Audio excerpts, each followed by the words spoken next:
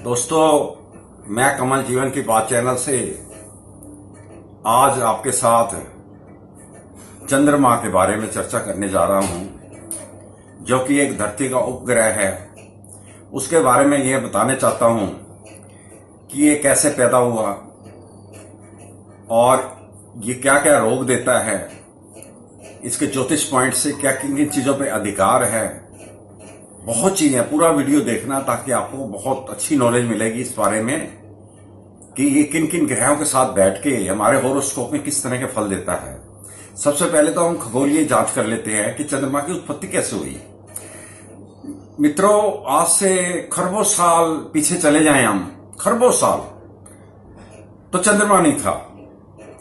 एक अंतरिक्ष में खगोलीय घटना हुई जिससे बड़े बड़े, मतलब हजारों किलोमीटर लंबे उल्का पिंड धरती की तरफ आने लगे। और वो ऐसी घटना थी जो नासो ने भी बताया कि इस तरह हुआ था। तो वो उल्का पिंड इतने ज्वलनशील थे, उसमें इतनी अग्नि थी कि वो धरती के चारों तरफ घूमने लगे। जैसे धीरे धीरे घूमने लगे तो वो आपस में जब मिल गए तो वो चांद एक बना, जो कि लाखों साल, कई कहते हैं ट्रिलियन साल बोलते हैं वैसे तो उस बाद जाकर वो ठंडा हुआ। वो चंद्रमा धरती की परिक्रमा करता है। तो ये इस तरह मून की एक खगोलीय इन्होंने स्थिति बताई, इस तरह होती है। तो कुछ अनुमान के अनुसार अगर हम अपने ज्योतिष पॉइंट से देखें तो मंगल ग्रह की और पृथ्वी की एक आपस में टक्कर हुई थी, जिससे बड़े बड़े उल्का पिंड निकले थे और वो बाद में धरती का चक्कर लगाने लगे। तो ये सब चीज बाद में जुड़ गई आपस के अंदर, अग्नि तत्व थे और ये चंद्रमा का पैदा हुआ चंद्रमा। तो ये धरती का एक उपग्रह है। तो इसके बड़ी विचित्र रचनाएं हैं, वो भी मैं थोड़ी सी बताने चाहता हूं कि अगर चंद्रमा पर हम जाएं तो जो उसका आकाश है, जैसे हमारा आकाश नीला है, वो उसका आकाश काला है, उसमें रोशनी नहीं है। तो अगर हम टेम्परेचर के हिसाब से देखें तो जैसे रात का पहर होता है तो वहां टेम्परेचर माइनस में 127 तक गिर जाता है, -127। और जब सुबह होती है तो जैसे सुबह होती है तो +174 हो जाता है। जैसे गर्मी हीट बहुत ज्यादा पड़ती है चंद्रमा के ऊपर, तो सूरज की रोशनी में इसका टेम्परेचर बढ़ता है और उतना ही लगभग समझ लो आप कि जब रात होती है तो टेम्परेचर जब गिरता है तो आप पानी फेंकेंगे तो चंद्रमा के स्तर पर पानी एकदम जम जाएगा, इतनी ठंडक होती है वहां पर। तो -127 आप समझ गए होंगे टेम्परेचर कैसा होता है। तो कुछ खगोलीय में चीजें देखी हैं मैं आपको बताना चाहता हूं। तो ये जो धरती से हमारे जो ज्योतिष पराशर ऋषि है उनके मुताबिक ये धरती से 52 सेकंड पीछे जा रही है, चंद्रमा जा रहा है। और लेकिन अनुमान के मुताबिक अगर नासा की माने तो 1.5 अर्थात 1.5 मिनट हर साल ये धरती से पीछे चला जाता है चंद्रमा। तो जब ये चंद्रमा की उत्पत्ति हुई थी तो उस समय 22,000 किलोमीटर दूर था धरती से। तो आज की डेट में 3,74,800 किलोमीटर दूर जा चुका है। तो देखो ये खगोलीय घटना कितनी खरबों साल पुरानी होगी कि उस समय 22,000 किलोमीटर दूर था। तो जैसे जैसे ये धरती से दूरी बनाता है हर साल, तो उसका अनुमान के मुताबिक अब तो बताते हैं कि 3,74,800 किलोमीटर दूर जा चुका है चंद्रमा। तो इसकी ये दूरी बनती जाती है। ज्योतिष पॉइंट से तो 52 सेकंड है, लेकिन उनके मुताबिक डेढ़ के आसपास मिनट है जो धरती से दूरी बनती है इसकी। तो आगे हम देखते हैं कि आप देखेंगे कि जब 10 बजे का समय होता है रात का ना, तो उस समय क्या होता है कि चंद्रमा के अंदर एक ग्रेविटी सोर्सेज ऐसे पैदा होते हैं कि जो समुद्र को प्रभावित करते हैं, जल तत्व को प्रभावित करते हैं। तो उसके अंदर एक ज्वालामुखी बनते हैं समुद्रों के अंदर, बड़ी ऊंची ऊंची लहरें आती है, ये रात के समय आती हैं। तो चंद्रमा अपनी ग्रेविटी से कुछ रिसोर्सेज पैदा करता है जिसकी वजह से ये सब चीजें होती हैं। तो टेम्परेचर जैसे मैंने बताया आपको, तो ये आपको मैंने चांद का वो भी बता दिया कि कितना इसका जो चांद का जो आकाश है वो ब्लैक है, बिल्कुल वहां अंधेरा है। और इसके अंदर एक चीज और भी है कि चांद के अंदर इतने बड़े, कम से कम अगर कई किलोमीटर के भी खड्डे हैं, जैसे 800 किलोमीटर तक के भी खड्डे हैं नीचे। तो इस तरह की चांद पर है। और 27 साल हो गया आज तक चांद पे कोई नहीं गया। उससे पहले 13 लोग चांद पे जा चुके हैं। तो ये अंतरिक्ष में जो छोड़े गए थे पहले, अब वो चीज नहीं है। अभी 27 साल से कोई अभी वहां पे नहीं पहुंचा है। तो ये सब चीजें हैं। अब ये तो खरबों साल पुरानी थी। अब मैं आपको एक बात बताना चाहता हूं कि इसका जो डायामीटर है 3475 माना जाता है। ये साइंटिस्ट बताते हैं 3475 इसका डायामीटर है। और इसके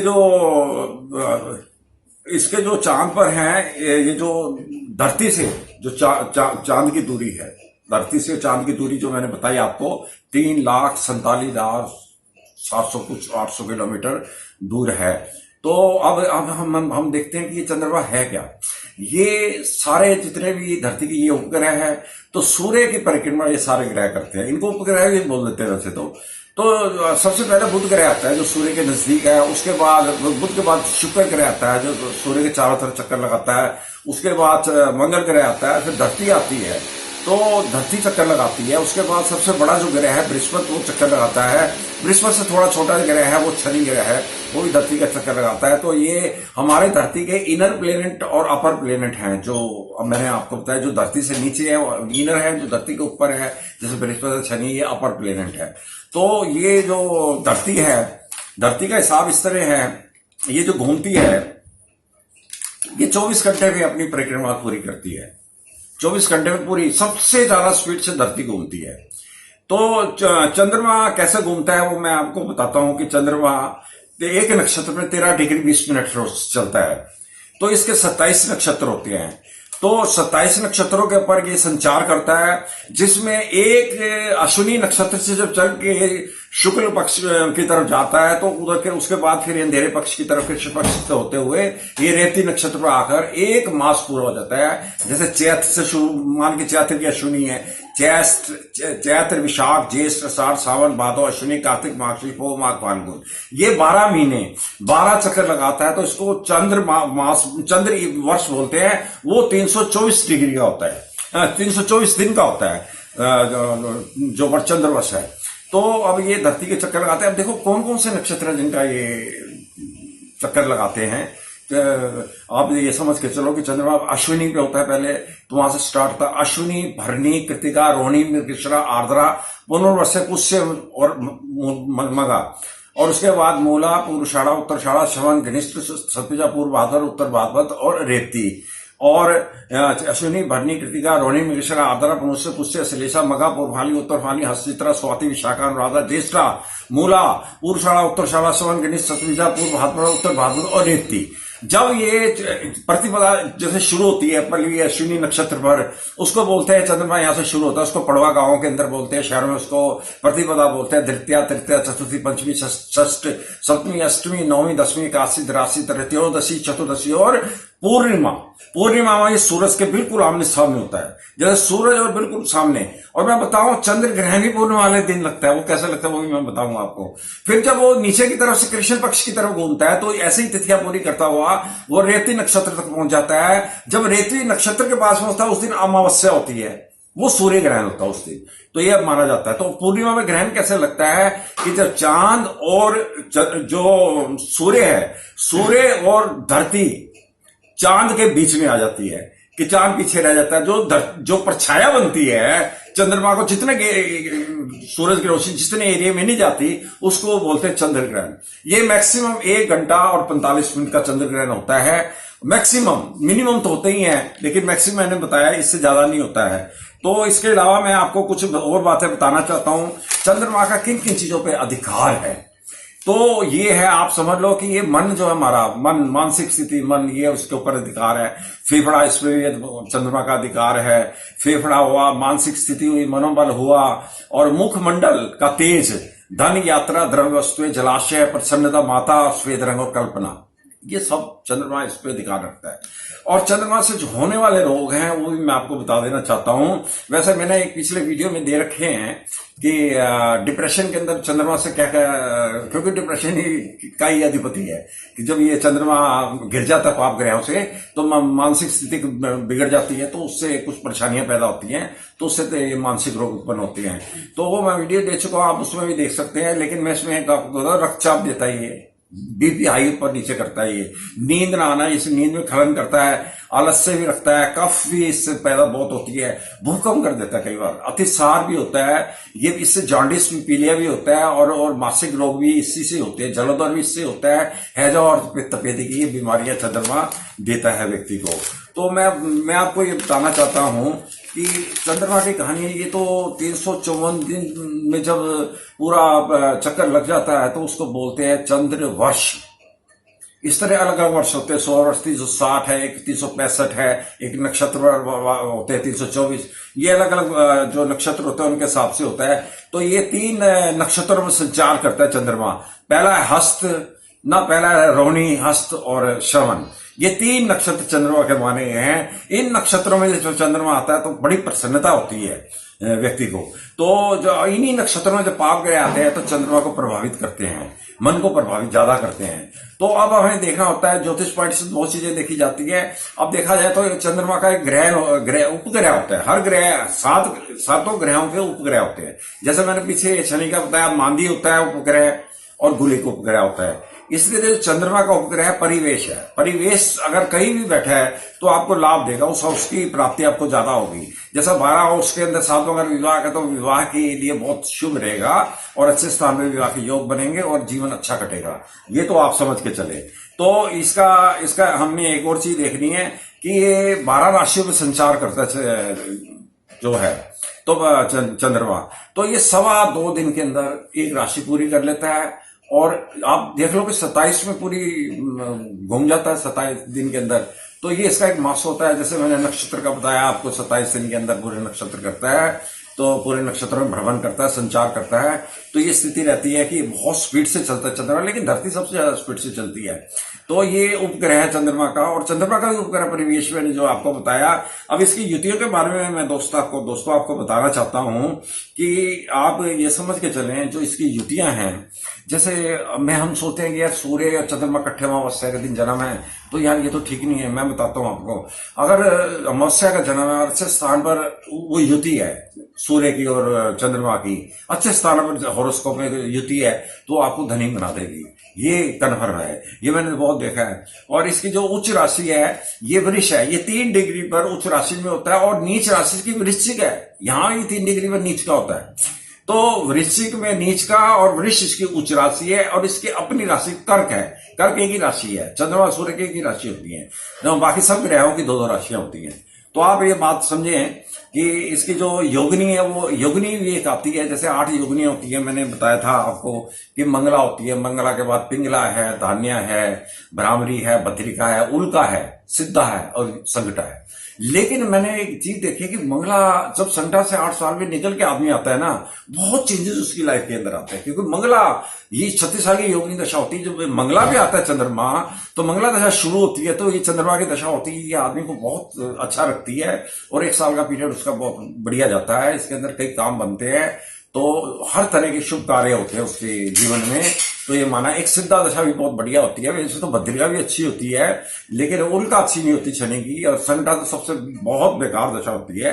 तो ये मंगला इसकी अपनी दशा है। और चंद्रमा गुरु गजकेसरी योग बनाते हैं, धनी योग बनाते हैं, ये तो बहुत चारों तरफ उसको काफी अच्छा कर देते हैं। व्यक्ति का व्यापार हो, नौकरी हो, उच्च पद तक ले जाते हैं। और उसके बाद चंद्रमा और शुक्र है, ये तो जो सबका प्यारा होता है। चंद्रमा शुक्र युति जिसकी भी होगी, किसी को जन हॉरोस्कोप के अंदर, वो सबको प्यारा लगेगा, अच्छा लगेगा। अर्थात ये इसका एक स्वभाव है चंद्रमा का, क्योंकि चंद्रमा और जो है राज्य है और शुक्र वीर्य है, ये दोनों जब मेल आपस में बैठते हैं किसी स्थान पर, तो ये इस तरह की स्थिति बन जाती है। ये सबको प्यारा लगता है। चंद्रमा मंगल की युति भी लक्ष्मी योग है। ये युति भी आदमी को थोड़ा वैवाहिक जीवन में बाधा देती है, लेकिन अंततः तो बहुत बढ़िया है। धन दौलत के हिसाब से, ये व्यापार के हिसाब से ये युति अच्छा बल देती है। और चंद्रमा शनि की युति गरीबी देती है, परेशानी देती है, बेचैनी देती है, आदमी परखता नहीं है, काम धंधे में परेशान सा रहता है। ये सारी स्थितियां उसके साथ चलती रहती है। और कुछ अनैतिक संबंधों में भी ये कुछ ऐसी चीजें निकल के आ सकती हैं। चंद्र और बुध की युति आदमी को डॉक्टर बनाती है और अच्छा आदमी अच्छा शिक्षक भी बन जाता है। लेकिन डॉक्टर मैंने ज्यादा देखे, बड़े बड़े वैद्यों की कुंडलियों में देखे तो चंद्रमा बहुत इकट्ठे बैठे रहते हैं। चंद्रमा राहु है युति है, ये तो आदमी की ठीक नहीं होती, ये तो माता के लिए भी ठीक नहीं होती। कंफ्यूज माइंड रखती है ये ज्यादा, क्योंकि राहु की अपनी कालिमा यहाँ छोड़ता है, मति भ्रम कर देता है इस तरह का ना।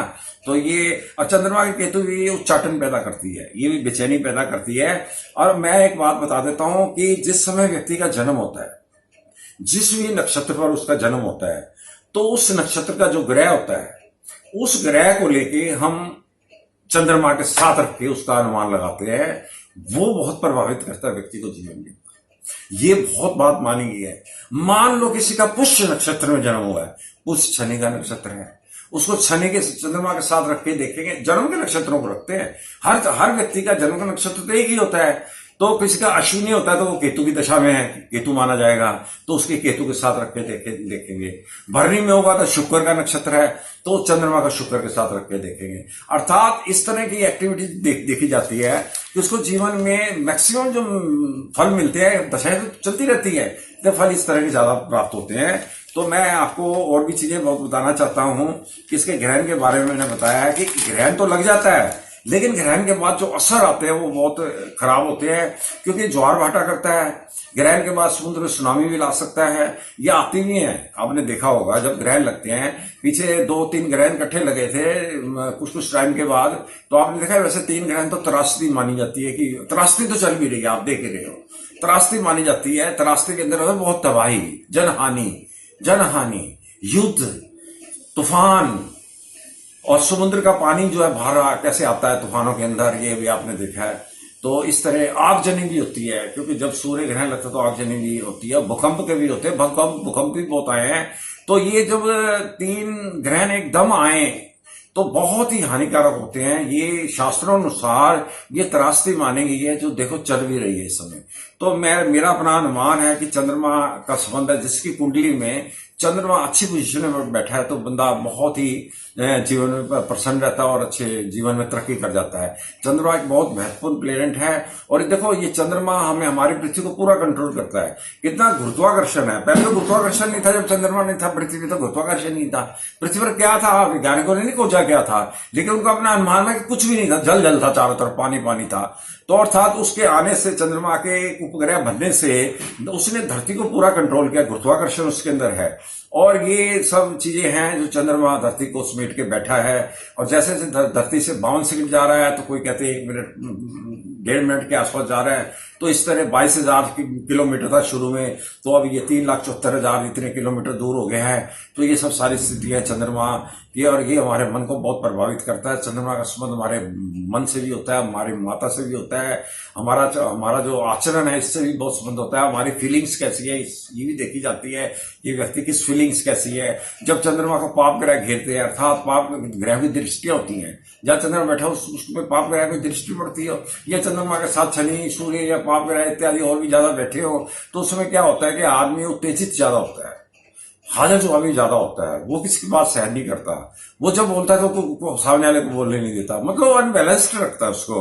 तो इस तरह का चंद्रमा का स्वभाव होता है। और इसका मैं आपको एक दान बताने जा रहा हूं कि जिसका भी हॉरोस्कोप में, जैसे वृश्चिक राशि में चंद्रमा है या नीच राशि में चंद्रमा है, उसको ऐसा लगता है कि मेरे को मेंटली डिस्टर्बेंस रहती है। ये जो लोग डिप्रेशन की स्थितियों में चले जाते हैं, कुछ कम कुछ ज्यादा, ये भी उन्माद भी होती है, कहीं बहुत बढ़ जाता है, डिप्रेशन की गोलियां भी खाते हैं कई तरह की। उनके लिए मैं एक ही उपाय बताऊंगा जो उनको ठीक गोली की तरह काम करेगा। ये मेरा आजमाया हुआ उपाय है, क्योंकि ये एकदम परीक्षित है, ये मैंने बहुत लोगों को बताया है। तो उसमें आप 6 चीजों का हिसाब लेके चलिए कि 6 चीजें आपको सोमवार दान करनी है, और कुछ भी नहीं करना आपको।